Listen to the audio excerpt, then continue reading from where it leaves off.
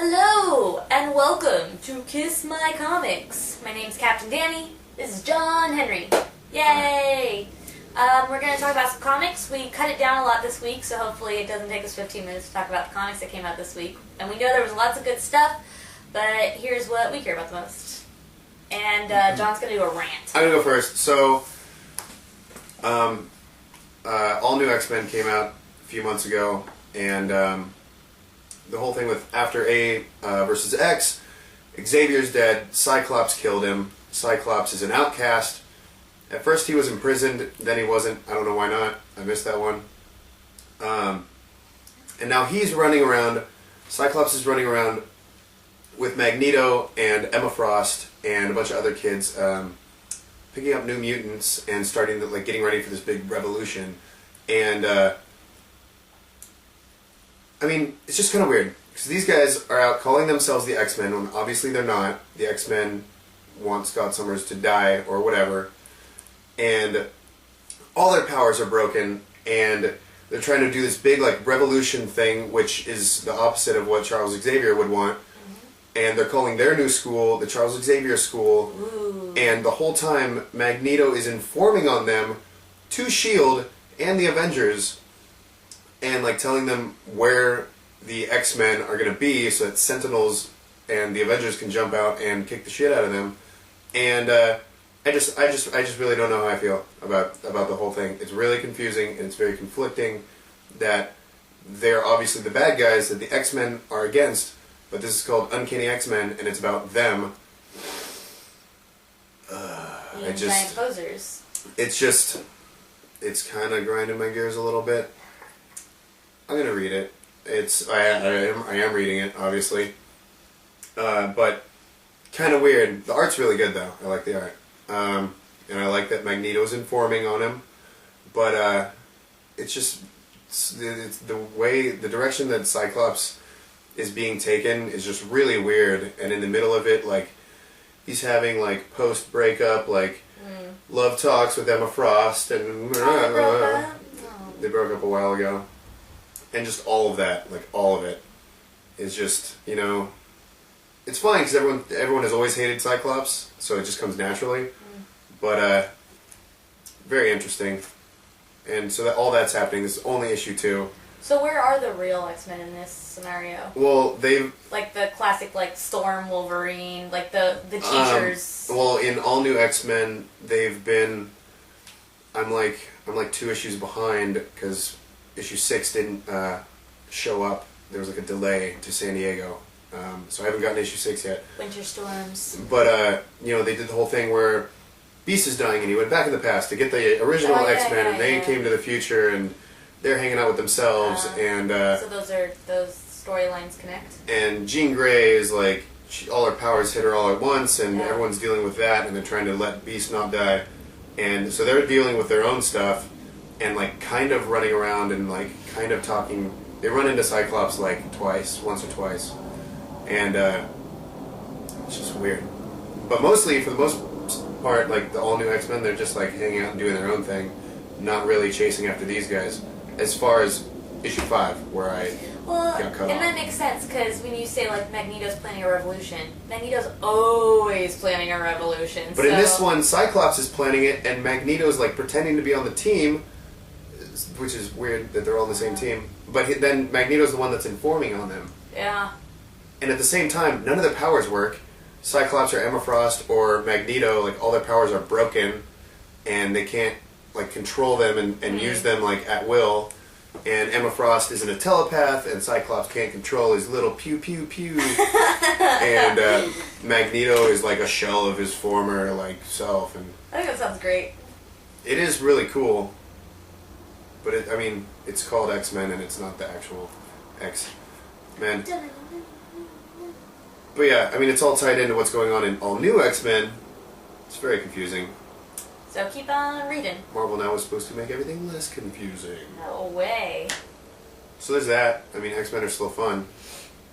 And I'm still going to read all that stuff. I didn't say it was bad. I want to make that clear. I never said it was bad. It's conflicting.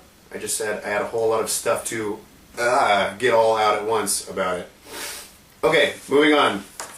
Deadpool Killustrated. Killustrated. So, who knows the premise of what happened before this? You know, a lot of people were not liking. I heard a lot of people didn't like the idea of. So Deadpool is in a new multiverse, killing off the old creations from classic literature, thinking that if he does, he'll somehow get to the creators. So he's coming after the artists and the writers. You know how he breaks that fourth wall, and he thinks if he destroys them, he'll like be free. If he kills all the inspiration from modern day writers, they will never have written the Marvel universe, and then he will cease to exist, and he will have won. And he wants to kill the creators as well. Yeah, and he eventually wants to get there. He wants to eventually get to the multiverse where he'll be able to kill Brian Michael Bendis and all those guys. No, this one's not Bendis. Well, no, I know, but that was just the first writer that popped into my head. This is Cullen Bunn. Bunn. Yeah. Nice. But you know what I mean. Like he'll actually get to the point where you can slaughter all the tenured comic authors. And which would be really fun. Like, I don't know if that can be considered slander in the comic book world, but I would love to see some of those guys, like, get their heads ripped off. Like, I want to see Kevin Smith in 2 pieces. And, I mean, Deadpool's a creative kill artist, so what did they say in, like, the first couple pages of this one? He's making murder cake. Did you read that first page? Oh, God. Murder cake. It was good. The fact that killing them dusty old fossils would kill the inspiration for the tight-wearing folk Deadpool was familiar with was just the icing on the murder cake. And murder cake was just the kind Deadpool was itching to bake that day. So good.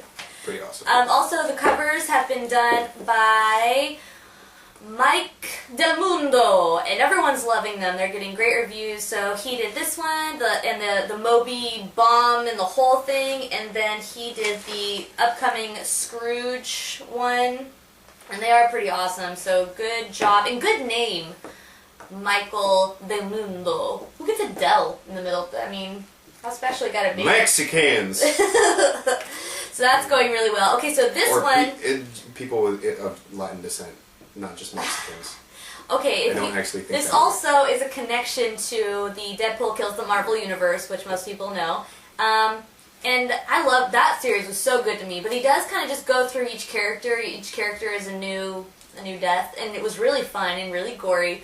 What they're doing with this one, I'm starting to notice, is someone came from the future to tell them, and now Sherlock Holmes is building a team. Like a hunt team to go hunt down Deadpool. And the Mulan and Boone? I thought it was Conan at first, but it's a dude that looks like Conan. It's Beowulf, that's right. Beowulf, yes, the monster killer. And Natty Bumpo, I don't know who that is. That's the guy with the raccoon hat and the gun. Yeah, I know it's that. But he has like it's a song. Not Davy Crockett. Oh, it's not Davy Crockett? It's a fake person. Davy Crockett really lived. Oh, really? Yeah. Yeah.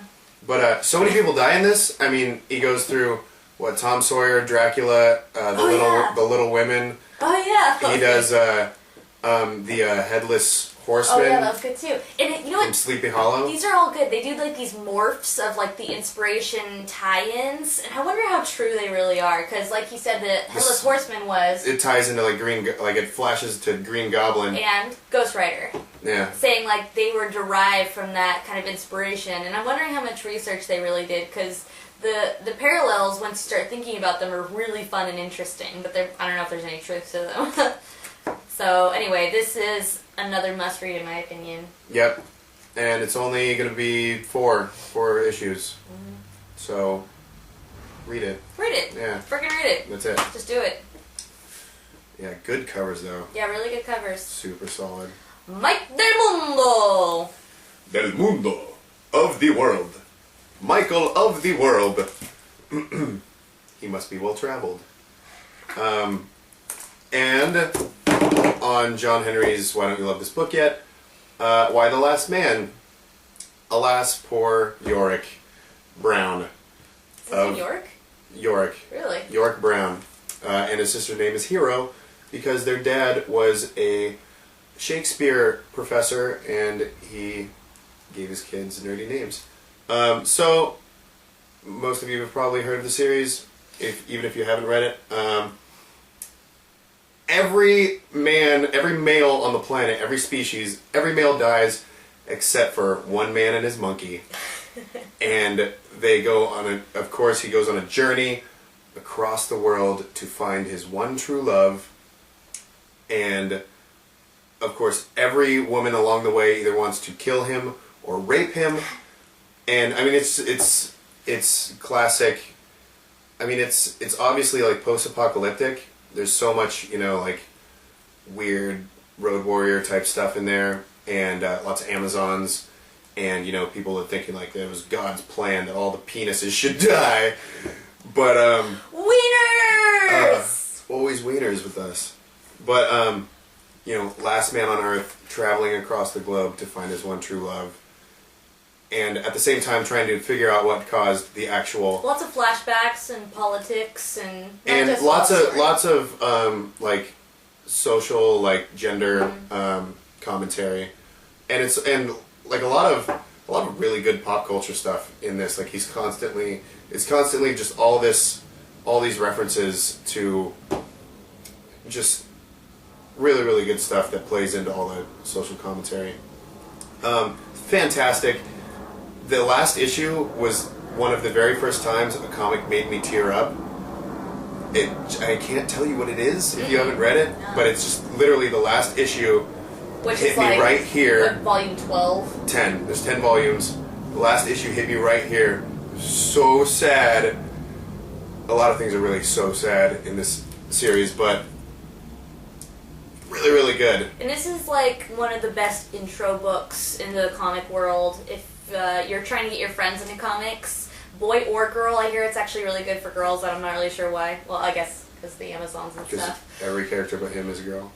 It's a great intro book, so if you're trying to get your friends into comics, this is an excellent choice to buy your friends. And even just the first issue is one of the best first issues I've ever read. Did you get the first issue somewhere? That's got to be like hundreds of dollars. No, I don't have the first issue, but the actual first issue of the series is one of the best examples of a great first issue to a series ever. I even made my dad read it. I was like, Dad, just read the first one. And then, of course, my dad ended up borrowing the entire series and read the whole thing because I'm trying to make my dad awesome. And it's fantastic. Brian K. Vaughan, he also did Ex Machina, which I love very much. He was also a writer on Lost. Yes, it's quite good. Read it. Alright, thank you for joining us on Kiss My Comics. We need more views, so copy and paste our links places. Yeah, and do that. This little kid who did a review on Deadpool has like hundreds of views, and I'm like, dude, he's cute, but we're like serious nerds and stuff, right? And I'm cuter. So cute, look at that. And I actually have potency in my loins. Whoa. Whoa. Wieners. Alright guys, thank you. See you next week.